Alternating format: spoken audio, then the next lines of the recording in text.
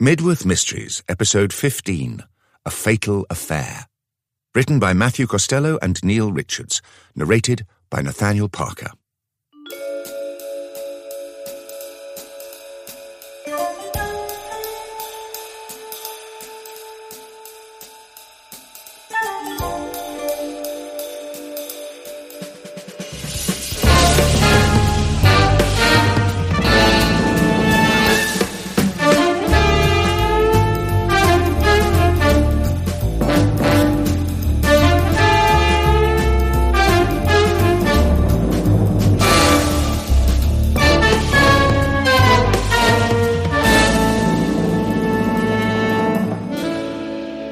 Chapter 1. Opening Night. Jim Levine downed his flute of champagne. Not something he had a particular taste for. Not at all. Growing up in Baltimore, a nice cold beer, maybe with an accompanying shot of Canadian Club, was about as refined as things got. Not that his tastes hadn't improved a great deal since being posted to Italy by the United States government. In this case, the Treasury Department. They saw in him the potential to investigate things that were, as described to him, of deep concern to the department. Even though he was one of the youngest in the bureau, and certainly not a Yale or Harvard alumnus like most of his peers. So he had, of course, broadened his tastes. In food, in what beverages he enjoyed, and in all sorts of cultural things, from fine art to music. And, he had to admit, women. In this case, one particular woman who represented so many different levels of excitement never to be had in the sleepy city of Baltimore, where a day out at the stadium, hot dog and beer in hand, watching the always struggling Orioles for 9 innings, was about as thrilling as it got. And, especially tonight, so exciting to attend an opening night at La Fenice, Venice's jewel of a theatre, even though he'd had a business reason to be there. Tonight's season premiere, La Traviata.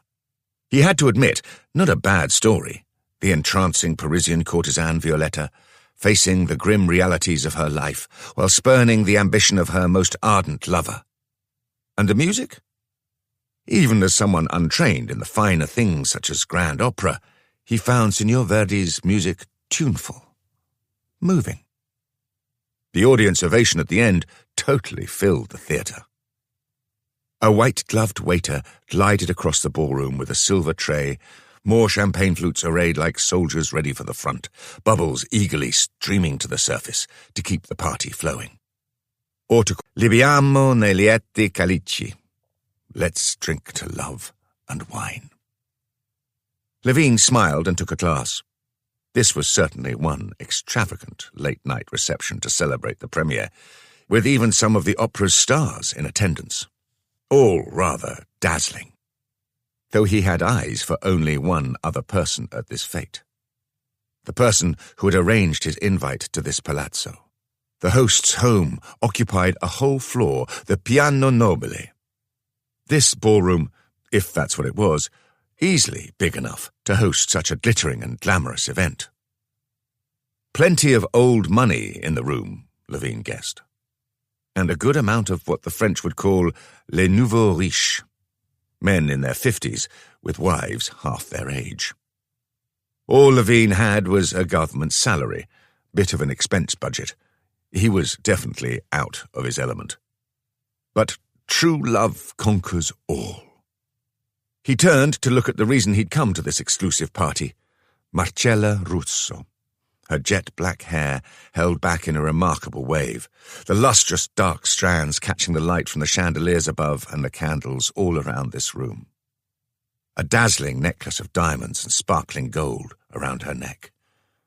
And her dress.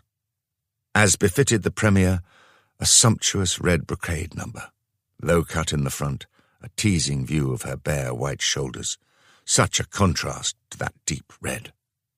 She was simply stunning. He was, he knew, completely in love with her. Unexpectedly. Amazingly. She turned then, his gaze not wavering, and looked straight at him. her eyes matching her hair in depth and darkness. She gave a smile, then the smallest movement of her lips, some words, shaped but unspoken. He could only guess. Jim Levine had enjoyed his months in Venice before meeting Marcella Russo, some wild parties out on the Lido. But once he'd met her, once he'd felt that connection, all that was over for him.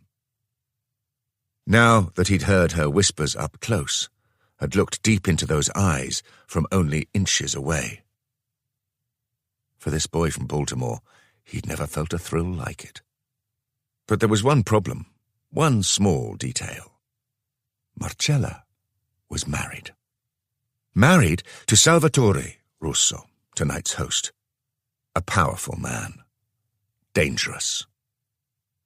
And as if Jim had somehow conjured the husband up, he saw Russo himself now appearing through the crowd of guests and approaching Marcella. Tanned, lithe, though maybe not at ease at this elegant, sophisticated soiree. Jim knew he'd been raised and muscled his way to riches in the Veneto. Marrying into Venetian old money helped too.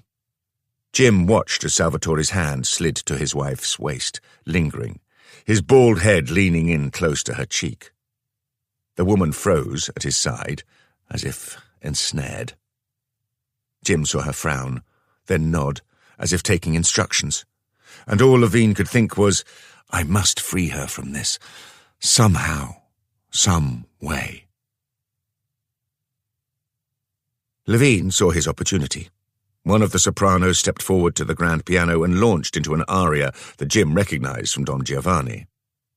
A hush fell over the room as the patrons listened attentively. But not all.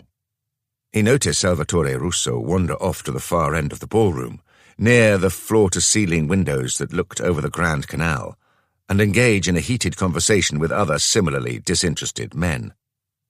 Arias be damned, Levine guessed. And he spotted Marcella, who gave him a look, then drifted away from the performance as if perhaps seeking another champagne. But then, instead, she turned quickly, heading to the double doors that he knew led out to the hallway, and disappeared. Jim Levine put down his just-finished flute and followed, not hastily, not as if he was on an errand of any great urgency, but with slow, steady steps, his excitement level rising. For that was the effect that this woman had on him. Her beauty, her smile, even the gentle accent that tinged her impressive English. Levine's Italian was certainly passable, but no match for Marcella's command of his native tongue. He followed her out of the room, tracking her down a hallway lined with elaborately framed paintings. He saw her pause at the grand staircase that led down but then continue down the hallway, beyond the stairs to where it was dark. Perhaps a powder room was nearby. But now she stopped, just deep enough into the dark to be missed by anyone hurrying to the stairs and out to the foggy Venetian night outside. In a moment he was there, beside her.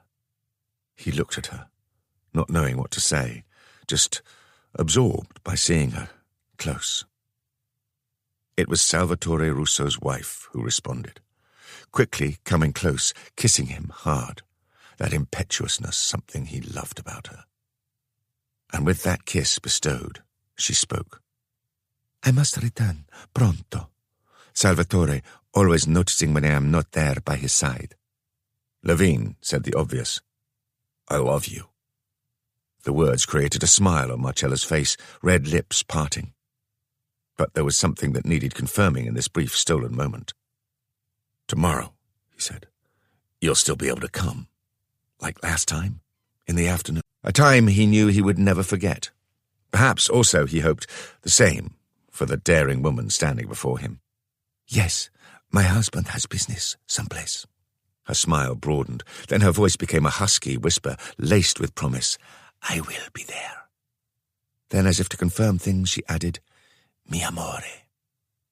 Jim went to kiss her again, but Marcella turned, as if she had sensed someone might be coming this way, might see the two of them. No, I must go. I will see you, and you will see me. Tomorrow.